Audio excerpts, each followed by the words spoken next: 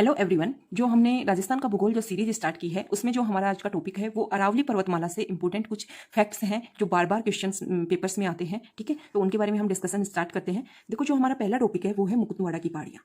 देखो, राजस्थान में जो एक अरावली पर्वतमाला जो बीचों बीच फैली हुई है, देखो हम इससे पता करते हैं कि मान लो ये अरावली पर्वतमाला ऐसे फैली हुई है बिल्कुल बीच में। अब कुछ स्थानीय भाषा में कुछ जगह की पहाड़ियों को अलग अलग नामों से जाना जाता है। ठीक है, स्थानीय भाषा में कुछ जगह की पहाड़ियों को अलग अलग नामों से जाना जाता है। ठीक है, तो उनके लिए अलग अलग नाम है, हम उनके लिए डिस्कशन कर रहे हैं।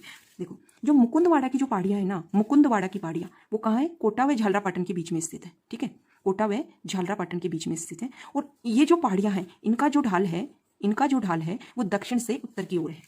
ठीक है, देखो ये जो पहाड़ी है ये कोटा हो गया, इसकी जो पहाड़ियां हैं या मुकुंदवाड़ा की पहाड़ियां, इनका ढाल इस साइड से दक्षिण से उत्तर की ओर है, ऐसे ढाल है।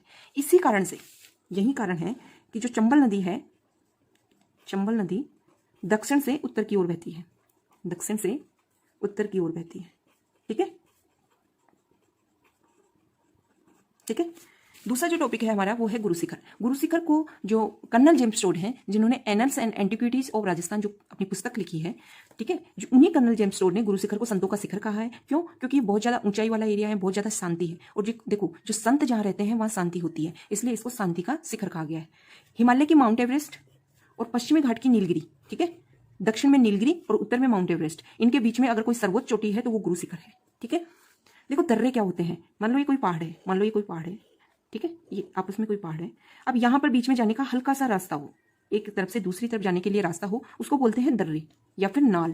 क्या बोलते हैं? नाल या फिर दर्रे।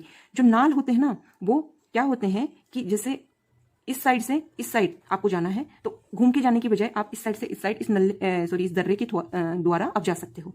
कुछ इंपॉर्टेंट जो दर्रे हैं वो ये हैं। देखो, एक जीलवा की नाल है जिसको पगल्या नाल भी बोलते हैं।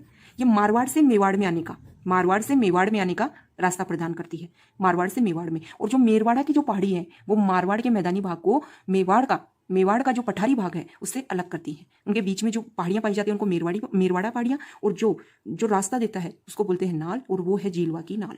मारवाड़ से मतलब जोधपुर वाला इलाका, पाली वाला इलाका, और मेवाड़ मतलब उदयपुर राजसमंद वाला इलाका।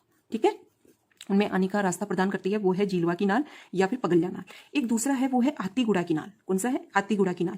कुंभलगढ़ जो दुर्ग है राजसमंद में, वो इसी जो नाल है, इसी जो दर्रा है, उसी के किनारे बना हुआ है। ठीक है, तो ये हमने अरावली के बारे में कुछ फैक्ट्स किए। अब हम अरावली का महत्व समझेंगे। ठीक है, देखो जो अरावली पर्वतमाला है वो हमारा राजस्थान है, उसके बीचों बीच जाती है। ठीक है, तो देखो हम ऐसे पढ़ते हैं, हम मैप के थ्रू उसको स्टडी करने की कोशिश करेंगे। देखो ये इंडिया का मैप है, तो अरावली पर्वतमाला ऐसे फैली हुई है। ठीक है, तो मानसून की दो शाखाएं आती है हमारे यहाँ पर, एक अरब सागर और एक बंगाल की खाड़ी। ठीक, जो क्या करती है, ये वाला जो मानसून जाता है दक्षिण पश्चिम मानसून, ये तो अरावली पर्वतमाला के बिल्कुल समांतर निकलकर यहाँ हिमालय पर्वत से टकराता है और उसके कारण हमारी बारिश होती है।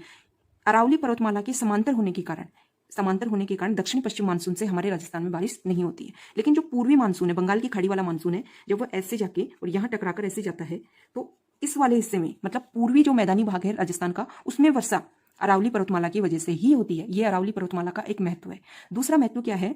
अरावली पर्वतमाला राजस्थान के बिल्कुल बीचों बीच फैली हुई है। ठीक है, अरावली पर्वतमाला के पश्चिम भाग में हमें पता है कि मरुस्थलीय प्रदेश है, तो अगर अरावली पर्वतमाला नहीं होती तो ये मरुस्थल जो अब 12 जिलों तक फैला हुआ है, इसका धीरे धीरे प्रसार पूरा राजस्थान ही कवर करता, और फिर धीरे धीरे, क्योंकि हमें पता है कि मरुस्थल वायु अपर्दन से बहुत ज्यादा फैलता है, मतलब हवा जब तेज चलती है और गर्मियों के दौरान जब यहाँ लू चलती है तो ये मिट्टी बहुत ज्यादा उड़ती, और ये उपजाऊ मिट्टी नहीं है, ये धीरे धीरे यहाँ आती और यहाँ पे बंजर भूमि बन जाती। ठीक है, तो अरावली पर्वतमाला जो है वो मरुस्थल के पूर्वी प्रसार को रोकती है। पश्चिम से पूर्व में आने को अगर कोई अवरोध है वो अरावली पर्वतमाला है। एक महत्व हो गया कि पूर्वी मैदानी भागों में जो वर्षा होती है वो अरावली पर्वतमाला कारण होती है। एक महत्व हो गया कि ये मरुस्थल के पूर्वी प्रसार को रोकती है। एक महत्व क्या हो गया कि बहुत सारी नदियां हैं, जैसे बनास नदी है, इधर लूनी नदी है, मरुस्थलीय प्रदेश में जो बहने वाली नदी है वो लूनी नदी है। बहुत सारी नदियां हैं, उनका उद्गम अरावली पर्वतमाला से होता है, जिसके कारण से हमारे यहाँ जल की उपलब्धता होती है। ठीक है, एक जो है वो है कि ये जो एरिया है, ठीक है, जो अरावली पर्वतमाला है, यहाँ पर बहुत भी प्रकार के खनिज संसाधन पाए जाते हैं, बहुत प्रकार की जड़ी बूटियां पाई जाती हैं। ठीक है, तो ये जैव विविधता यहाँ बहुत ज्यादा पाई जाती है। ठीक है, एक इनकी इंपोर्टेंस अरावली की ये है। देखो, खनिज संसाधन में होगी, पूर्व की ओर मरुस्थल का प्रसार रोकने में अरावली का महत्व हो गया। अधिकांश नदियों का उद्गम स्थान इससे है, या सर्वाधिक वनस्पति, अधिकांश वन्यजीव, जड़ी बूटियों की उपस्थिति, क्योंकि पर्वतीय प्रदेश है, पर्वतीय प्रदेश में जड़ी बूटियों वाले पेड़ पौधे पाए जाते हैं। ठीक है, मानसून को रोककर पूर्व में और दक्षिणी राजस्थान में वर्षा करवाती है। ये हमारे अरावली पर्वतमाला का विशेष महत्व है। ठीक है, ओके, थैंक यू।